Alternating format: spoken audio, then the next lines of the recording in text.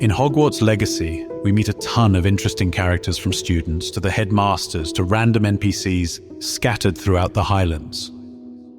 When roaming around Hogwarts, you will sometimes run into mischievous ghosts haunting the castle. In this video, we will take a look at the 4 house ghosts of Hogwarts and the stories surrounding them.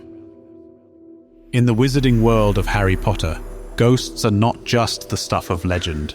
These transparent, three-dimensional imprints are the remnants of deceased witches and wizards who have chosen to linger in the mortal world. But it's important to note that not everyone can become a ghost. Muggles, for instance, are excluded from the list.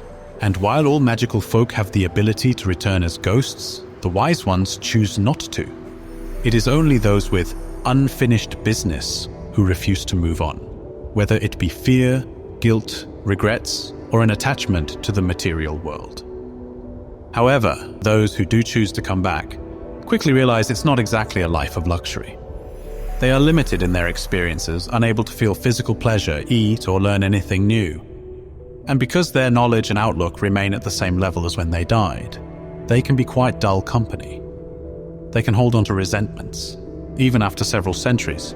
Just ask nearly Headless Nick about his incomplete beheading, but we will get more into that later. Ghosts can pass through solid objects without causing any damage, but they do create disturbances in water, fire, and air. The temperature in their presence drops, and if multiple ghosts are around, the temperature drop is even more pronounced. If a ghost passes through a living creature, the sensation is similar to being plunged into ice-cold water. Witches and wizards are more sensitive to paranormal activity than Muggles, and can interact with ghosts directly. Muggles might only feel that a place is haunted, but witches and wizards can see and hear ghosts plainly. However, Muggles who claim to see ghosts in perfect focus are either lying or breaking the International Statute of Secrecy. In the 15th century, Sir Nicholas de Mimsy Porpington was born into the noble Mimsy Porpington family somewhere in the British Isles. At the age of 11, he attended Hogwarts School of Witchcraft and Wizardry, where he was sorted into Gryffindor. Though it is unknown at which subjects he excelled in, he was apparently poor in charms. In his adulthood, Sir Nicholas was knighted and was a courtier at King Henry VII's royal court. He openly associated with Muggles, a rarity for wizards of his time. Unfortunately, Sir Nicholas met his demise when his attempt to straighten Lady Grieve's crooked teeth backfired, causing her to grow a tusk. As a result, he was sentenced to death and taken into custody. His wand was taken from him, preventing him from using magic to escape, and he was locked in a dungeon. Sir Nicholas became a gibbering wreck when the executioner told him to kneel before the block. The executioner's axe was blunt, however, and it took 45 hacks to kill Sir Nicholas, and even then his head was only partially severed. After his execution, he chose to linger rather than go on because he feared death. He became the resident ghost of Gryffindor Tower at Hogwarts School of Witchcraft and Wizardry, and was known as nearly Headless Nick by the majority of the student body. He was, however, always happy to point new Gryffindors in the right direction when they were late for class. Helena Ravenclaw, a member of the famous Ravenclaw family, was born in the British Isles around 982. At the age of 11, she became one of the first students at Hogwarts School of Witchcraft and Wizardry, where she was sorted into Ravenclaw House and educated in the magical arts by her mother, Rowena Ravenclaw. The Baron was born into nobility, and at the age of 11, he became one of the first students at Hogwarts School of Witchcraft and Wizardry. Sorted into Slytherin House, he was taught by Salazar Slytherin for the 7 years that followed. It was during this time that he met Helena Ravenclaw and fell deeply in love with her, though she never returned his feelings. Later in life, envious of her mother's cleverness and importance, Helena stole her diadem out of jealousy and ran away, leaving Scotland forever. Ashamed of her daughter's betrayal, Rowena never admitted that the diadem was missing. When Rowena fell fatally ill and ended up on her deathbed while Helena was gone, Rowena desperately asked the Baron to find her daughter and bring her back to her so that she could see her one last time. When he found her, she refused to return with him, and in a fit of rage, the Baron killed her. Overcome with grief, he used the same weapon to take his own life. After their deaths, both the Baron and Helena returned as ghosts and became the house ghosts of Slytherin and Ravenclaw respectively. According to Ravenclaw prefect Robert Hilliards, while most of the school sees the Grey Lady as a timid ghost, she maintains a good relationship with members of her own house and is particularly useful if they were lost or had mislaid something. The Baron carried heavy chains as a sign of penance, and for reasons unknown, he had gained the respect of Peeves, the school poltergeist.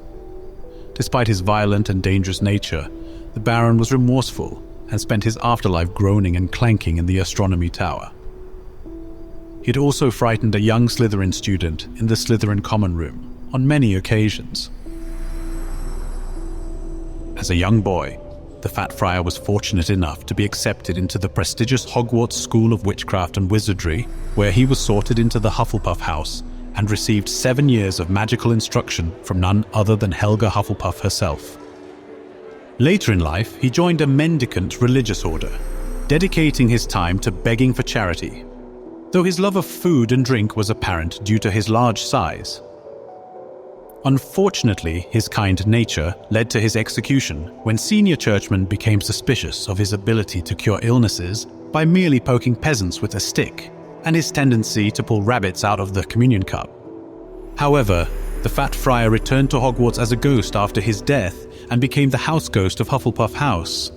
Though he spent most of his afterlife within the castle walls, he remained as kind and welcoming as ever, eagerly assisting new students and embodying the ideals of his former house. The Fat Friar was a friendly presence at Hogwarts. He had an uncanny ability to see the best in people, overlooking their faults and focusing on what made them special. His kind-heartedness extended even to the mischievous poltergeist Peeves, whom he always advocated for, insisting that he be allowed to attend school feasts despite his misdeeds. The name poltergeist may translate to noisy ghost in German, but this invisible entity that moves objects and creates audible disturbances is not strictly a ghost. It has been reported in many cultures, often associated with places where young people, especially adolescents, are living. At Hogwarts School of Witchcraft and Wizardry, it was inevitable that a poltergeist would be generated, given the number of teenage witches and wizards in the building.